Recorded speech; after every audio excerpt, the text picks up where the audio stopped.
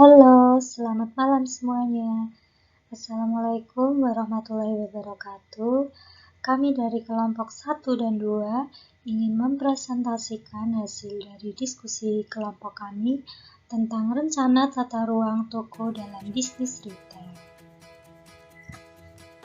Nah, untuk pokok-pokok pembahasannya, yang pertama, pemahaman citra toko, yang kedua, tata ruang toko, yang ketiga, tujuan perencanaan toko, yang keempat, jenis-jenis rancangan toko, yang kelima, area-area khusus, yang keenam, perencanaan ruang toko, yang ketujuh, lokasi departemen, yang kedelapan, teknik pengajian barang dagangan, dan yang terakhir, yang kesembilan, penciptaan suasana.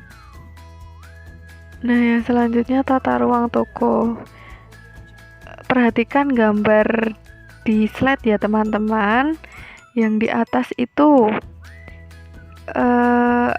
swalayan besar, yang di bawah itu yang di atas serbaguna ya itu ya teman-teman. Jadi luas, sangat luas. Yang di bawah itu swalayan kecil, jadi cuma menyediakan barang-barang tertentu, jadi nggak lengkap. Nah, seperti itu.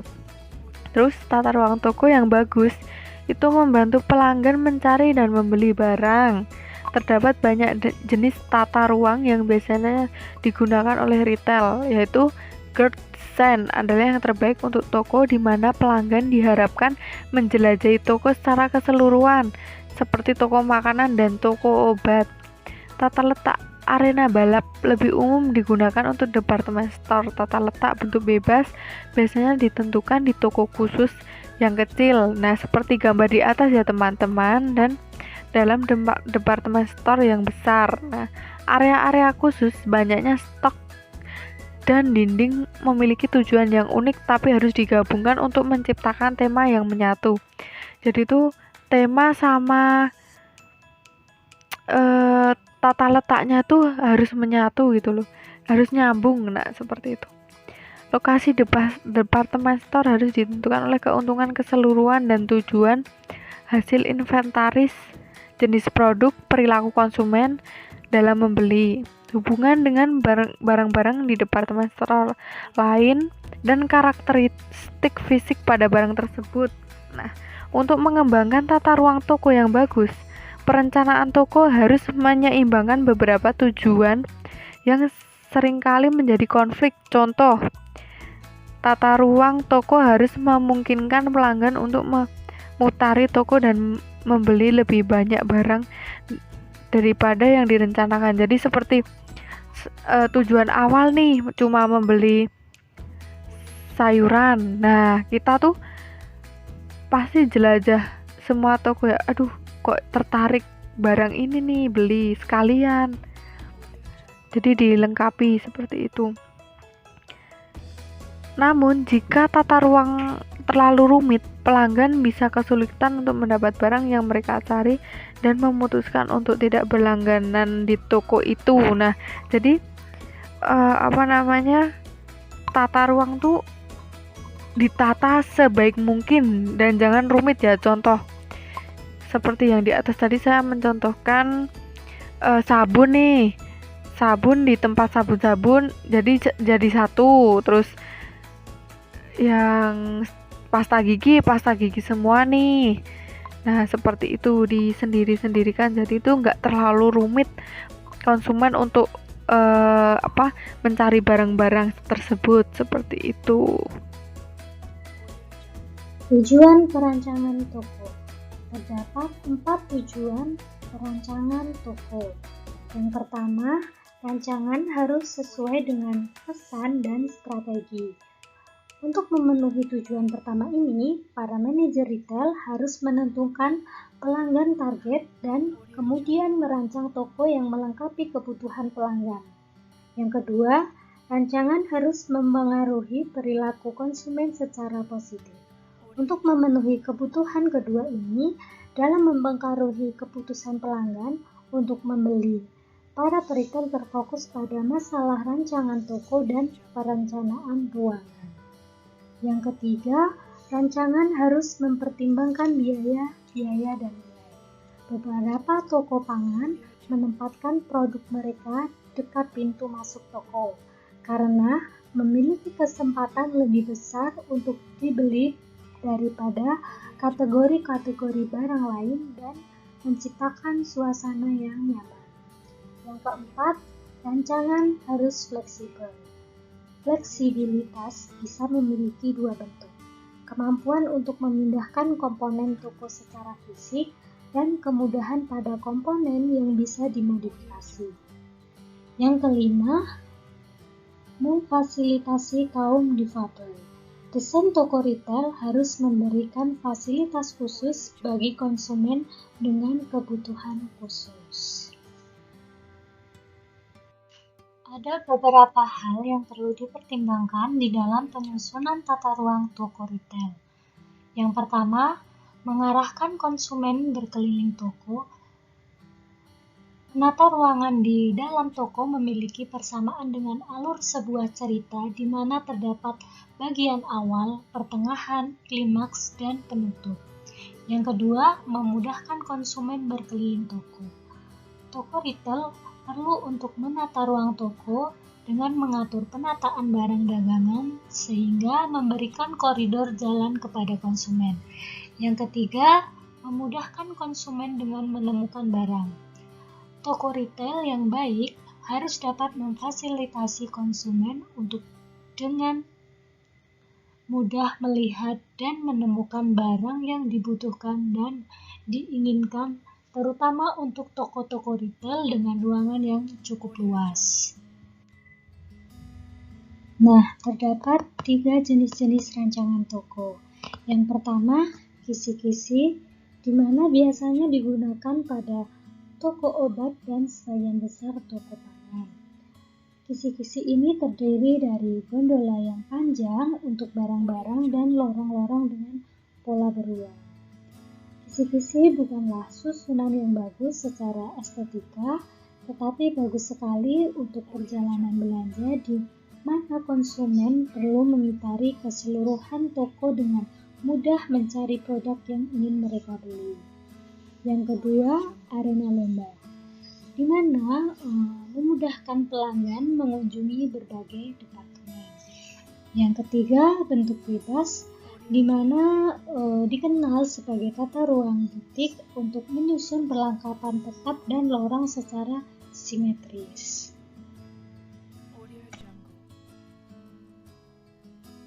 Untuk selanjutnya, saya akan menjelaskan area-area khusus. Selain area di mana sebagian besar barang-barang yang dipamerkan dan disimpan, ada juga toko yang menyiapkan area-area khusus, yaitu area di dalam toko yang dirancang untuk mendapatkan perhatian pelanggan. Area-area ini meliputi untuk yang pertama,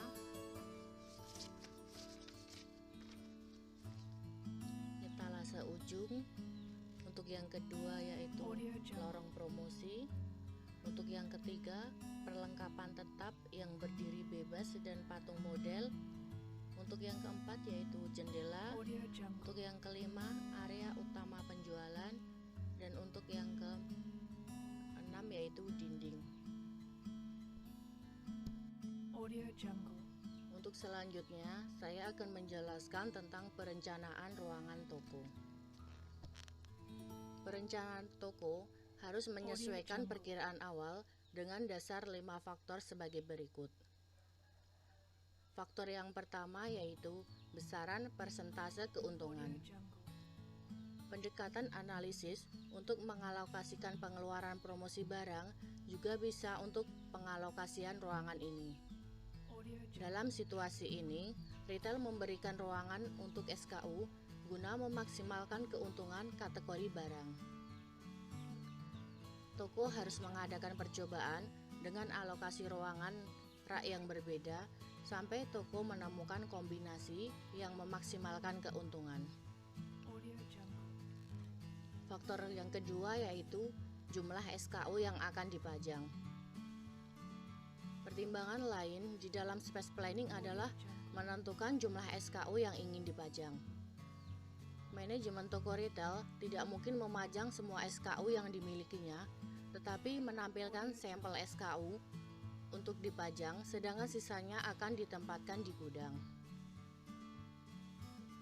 Pembeli dan perencana toko harus menentukan ruangan dengan dasar kebutuhan mereka. Faktor yang ketiga yaitu cara memajang barang. Cara memajang barang juga harus menjadi pertimbangan pada space planning karena adanya keterbatasan ruang untuk memajang SKU di dalam toko. Manajemen toko retail harus kreatif di dalam memajang SKU sehingga dapat memanfaatkan ruang yang dimilikinya secara optimal. Faktor yang keempat yaitu hotspot vs cold spot. Di dalam ruang sebuah toko retail terdapat beberapa titik lokasi yang strategis yang dapat menarik perhatian konsumen atau lebih dikenal dengan hotspot. Sebaliknya, titik lokasi yang tidak strategis atau sering diacuhkan konsumen sering dikenal dengan istilah cold spot. Beberapa contoh dari hotspot seperti dekat kasir, di depan pintu masuk, dan di ujung lorong. Sedangkan contoh untuk cold spot yaitu pada rak terbawah, di tengah rak, dan di atas kepala. Faktor yang kelima yaitu SKU prioritas penjualan. Pertimbangan lain dari space planning adalah prioritas SKU yang dijual oleh manajemen toko retail. SKU prioritas akan mendapatkan lokasi hotspot serta space pajangan yang luasnya misalnya untuk produk baru, untuk promo, untuk private label brand dan lain sebagainya. Baik, teman-teman, untuk yang selanjutnya yaitu lokasi departemen. Nah, di sini makin luas jalan menuju departemen makin bagus lokasinya. Namun sayangnya di setiap departemen tidak dapat ditempatkan di lokasi terbaik. Nah, di sini menjadi tantangan atau tanggung jawab retail untuk harus mempertimbangkan faktor-faktor yang memenuhi permintaan dengan hubungan antar departemen pada saat menentukan lokasinya. Nah, beberapa hal berikut adalah faktor yang mempengaruhi permintaan dengan hubungan antar departemennya. Yang pertama adalah keuntungan lokasi yang sesuai. Nah, di sini lokasi terbaik pada toko tergantung pada lokasi lantai dan lokasinya yang sesuai dengan lorong, pintu masuk, eskalator, dan sebagainya. Sebagai contoh, laki-laki umumnya bukan pembelanja yang sabar seperti halnya wanita. Nah, untuk hal ini, banyak toko besar menempatkan departemen laki-laki di lantai dekat pintu masuk supaya proses berbelanja menjadi lebih mudah. Nah, di sini contohnya seperti di mall-mall, di JCM, di Amplas, di Malioboro Mall itu kebanyakan yang untuk cowok-cowok fashion atau kebutuhan pria lainnya itu berada di bawah dan bukan melainkan di lantai paling atas. Nah, di sini memudahkannya untuk berbelanja sehingga tidak perlu jauh-jauh untuk naik ke lantai atas. Kemudian faktor yang kedua yaitu produk mendadak. Nah, produk mendadak ini yaitu produk yang dibeli tanpa rencana sebelumnya, seperti minyak wangi dan kosmetika di department store. Mereka hampir selalu diletakkan di bagian depan toko, di mana barang-barang tersebut bisa dilihat oleh setiap orang dan menarik orang-orang ke toko tersebut.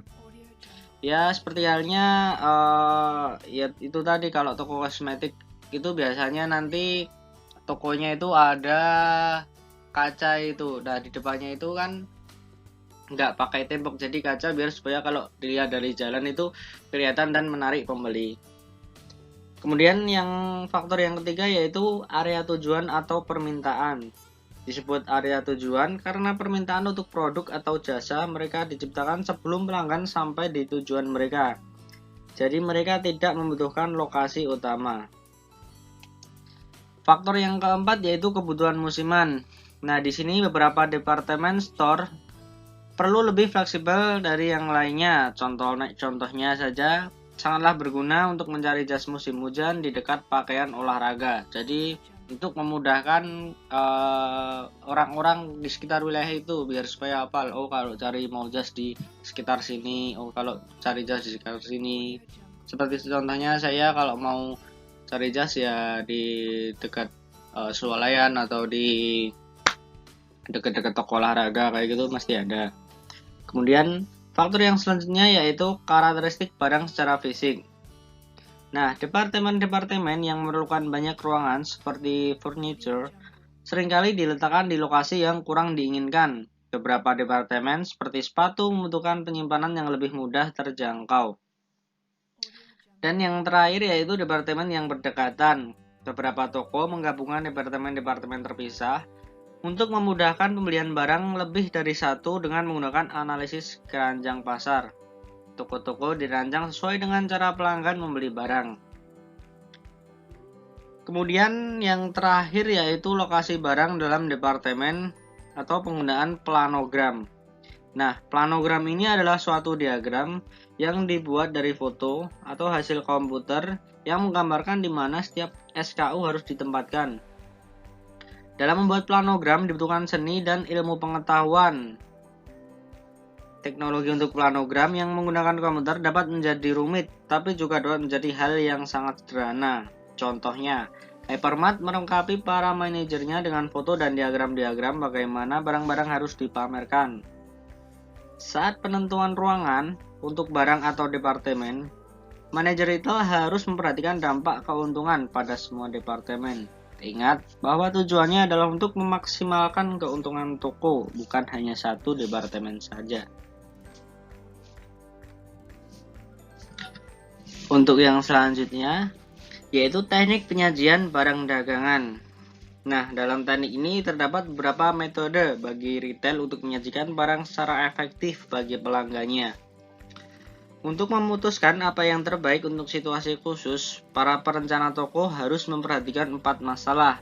Yang pertama, dan mungkin yang paling penting, barang harus dipamerkan dengan cara sedemikian rupa sesuai dengan kesan toko. Yang kedua, para perencana toko harus memperhatikan sifat produk. Basic jeans bisa dipamerkan dalam tumpukan, tapi rok harus digantung sehingga pelanggan bisa memeriksa desain dan gayanya yang lebih mudah. Yang ketiga, kemasan seringkali menentukan bagaimana produk dipamerkan. Sebagai halnya, toko diskon menjual mur dan baut dalam kemasan kecil, sedangkan toko perangkat keras masih menjual secara retail. Meskipun harga per unit lebih tinggi untuk produk yang dijual dalam kemasan, namun karena tidak memiliki tenaga penjual yang cukup untuk menimbang dan membungkus barang-barang tersebut dijual dalam kemasan. Kemudian yang terakhir, kemungkinan keuntungan produk yang akan diterima retail akan mempengaruhi keputusan untuk memamerkan barang dagangannya. Nah, di bawah ini adalah beberapa teknik-teknik penyajiannya. Yang pertama yaitu penyajian yang terorientasi pada pemikiran. Teknik ini memajang SKU di dalam toko dengan mengusung suatu tema atau ide tertentu dengan menambahkan desain atau ornamen tertentu yang disusun bersama dengan SKU yang hendak dipajang. Semisal hari Valentine yang menggunakan ornamen warna merah muda pita dan bunga yang dipadu dengan SKU yang dipajang. Kemudian sebagai contoh lagi, pada saat tahun baru mungkin akan banyak pohon-pohon Natal, kemudian kembang api, kemudian Happy New Year, tulisan seperti itu. Untuk teknik yang selanjutnya yaitu penyajian gaya atau jenis barang. Nah, di sini teknik pengaturan stok yang paling umum adalah dengan gaya atau barang, toko diskon, toko makanan, toko perangkat keras, dan toko obat. Menggunakan metode ini untuk hampir setiap kategori barang. Banyak retail pakaian menggunakan teknik ini. Bila pelanggan mencari jeans, jenis barang khusus seperti sweater, mereka berharap menemukan semua barang di lokasi yang sama. Dalam teknik ini, di dalam toko dengan gaya tertentu, misalnya toko pakaian yang mempresentasikan gaya kasual retro, mulai dari topi, bandana, kacamata, anting, gelang, kemeja, blazer, ikat pinggang, sepatu, dan sebagainya, di mana SKU yang ditampilkan semuanya mengusung gaya berbusana kasual retro. Teknik yang selanjutnya yaitu penyajian warna. Dalam teknik ini, penyajian yang berani adalah dengan warna. Contohnya, di bulan-bulan musim dingin, toko pakaian wanita bisa memarkirkan semua pakaian dengan warna putih untuk memberitahu pelanggan bahwa toko itu adalah tempat untuk membeli baju untuk liburan musim dingin. Teknik memajang SKU berdasarkan padu padan dan persamaan warna. Padu padan warna ini akan menarik konsumen untuk melihat lebih dekat produk yang dipasang dan merangsang konsumen untuk melakukan pembelian yang tidak direncanakan. Teknik yang selanjutnya yaitu penentuan harga. Strategi ini membantu pelanggan mencari barang dengan mudah pada harga yang ingin mereka bayar. Contohnya, kemeja laki-laki diatur menjadi 3 grup penjualan, yaitu dengan harga paling mahal, menengah, dan paling murah. Teknik ini memajang SKU berdasarkan harga dari produk, di mana produk dengan harga yang sama akan dipajang di titik pajangan yang sama. Teknik ini umumnya digunakan oleh toko retail yang menjual produk dengan harga murah atau discount store. Teknik yang selanjutnya yaitu pengaturan barang secara vertikal. Cara umum mengatur barang adalah dengan pengaturan barang secara vertikal. Barang disajikan secara vertikal dengan menggunakan dinding atau gondola yang tinggi. Kemudian pelanggan banyak belanja seperti mereka membaca koran dari kiri ke kanan, menuruni tiap kolom atas ke bawah. Toko bisa mengatur toko secara efektif untuk mengikuti gerakan alami mata. Ya, secara umum kalau kita membaca dari kiri ke kanan, dari atas ke bawah. Nah, itu juga bisa diterapkan di dalam suatu departemen atau toko dalam kita mendisplay barang kita. Mungkin mulai dari yang paling berkualitas, kemudian dari yang paling murah seperti itu. Hal ini dilakukan untuk memaksimalkan ruang panjang yang dimiliki oleh toko retail. Selain itu, teknik ini juga dapat memancing perhatian konsumen karena posisi produk yang dipasang dari atas ke bawah. Yang selanjutnya yaitu pengaturan barang tonasi. Teknik ini memamerkan barang di mana banyak barang dipamerkan bersama. Teknik ini digunakan untuk meningkatkan kesan harga toko. Retail berharap para pelanggan akan memperhatikan barang itu dan tertarik untuk membelinya. Dalam teknik memajang SKU dengan cara disusun dari bawah hingga atas dengan cara ditumbuk dengan membentuk pola tertentu, misalnya membentuk piramida, tower, atau sebagainya yang umumnya dari atas ke bawah. Nah, umumnya tonic merchandising ini diimplementasikan untuk produk-produk dalam program promosi. Yang selanjutnya yaitu penyajian di bagian depan.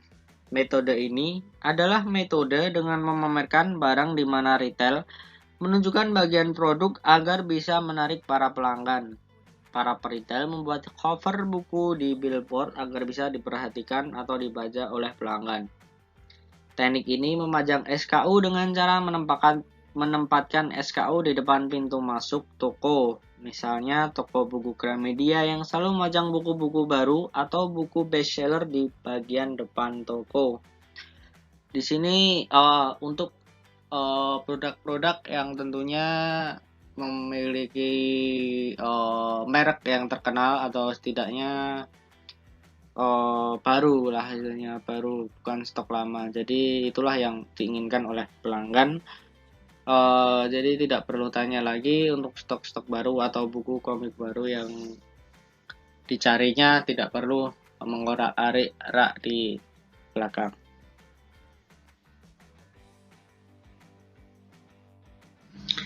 Perlengkapan tetap. Yang pertama yaitu manekin atau boneka dengan bentuk tubuh dan tinggi badan serupa dengan manusia yang sering digunakan untuk memajang produk-produk fashion seperti pakaian, tas, sepatu, dan sebagainya, sehingga memberikan gambaran kepada konsumen apabila menggunakan produk seperti yang dipajang pada manekin. Di sini yang dimaksud adalah patung-patung yang di toko-toko itu yang dipasangi celana, baju, topi, kacamata. Di situ untuk memberi contoh pada pelanggan kalau dipakai itu nanti seperti apa outfitnya, cocok atau tidak. Nah, di situ akan memberi perhatian yang lebih kepada pelanggannya. Yang kedua yaitu fixture. Nah, di sini berupa tiang yang pada ujung bagian atas terdapat cabang untuk menggantung produk yang dipajang, sedangkan bagian bawah terdapat penahan setiap agar dapat berdiri dengan sempurna.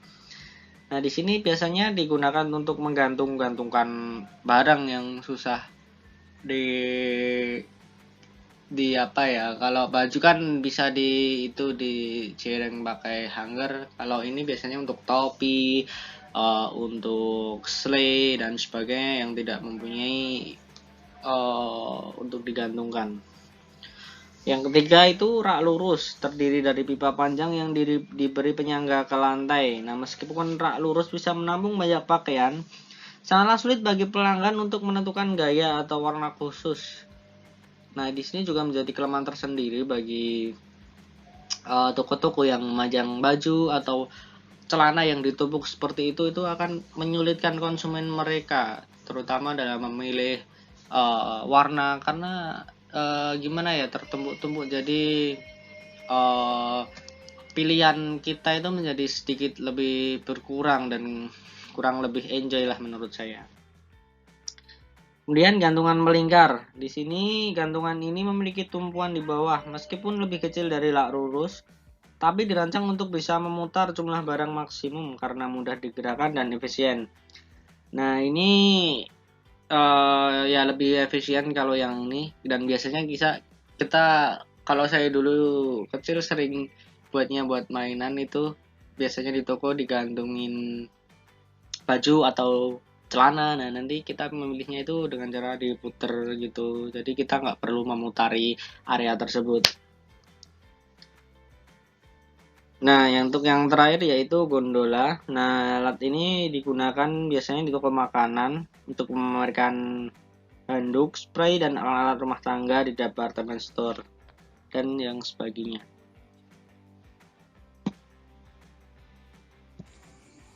Baik, untuk materi yang terakhir adalah penciptaan suasana. Penciptaan suasana ini berarti tentang rancangan lingkungan melalui komunikasi visual, pencahayaan, warna, musik, dan wangi-wangian untuk merancang respon emosional dan persepsi pelanggan dan untuk mempengaruhi pelanggan dalam memberi barang. Nah, kita dapat menciptakan suasana dengan memberikan komunikasi visual. Komunikasi visual yang terdiri dari grafik, papan tanda, efek panggung baik di toko dan di jendela akan memberikan atau membantu meningkatkan penjualan dengan memberikan informasi tentang produk dan menyarankan pembeli barang. Yang pertama itu kita bisa memberikan informasi kepada pelanggan agar pelanggan tidak bingung. Kemudian menggabungkan papan tanda dan grafik dengan kesan toko. Kemudian menggunakan papan tanda dan grafik sebagai penyaji, dan juga batasi penggunaan salinan papan tanda. Nah, itu bisa kita lakukan agar pelanggan tidak kebingungan dan mampu mempermudah pelanggan untuk mengetahui barang-barang tersebut. Kemudian pencahayaan. Nah, ini kita bisa menyoroti barang dagangan, membuat suasana tenang dan pertahankan kesan. Ini biasanya departemen store dan toko-toko di Indonesia menggunakan lampu pijar untuk memberikan kesan hangat dan menyenangkan.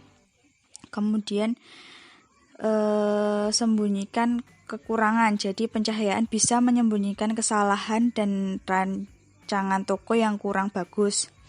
Kemudian kita bisa menciptakan suasana dengan memberikan warna. Penggunaan warna yang kreatif ini bisa meningkatkan kesan retail dan membantu menciptakan suasana hati. Kemudian adalah memberikan efek musik. Jadi manajemen toko retail dapat memutar musik dengan genre yang disukai oleh target pasarnya. Misalnya untuk toko fashion anak muda yang memutar musik dengan genre hip hop atau pop rock, atau toko biasanya yang memutar tipe musik jazz seperti itu, dan kemudian memberikan wangi-wangian atau aroma.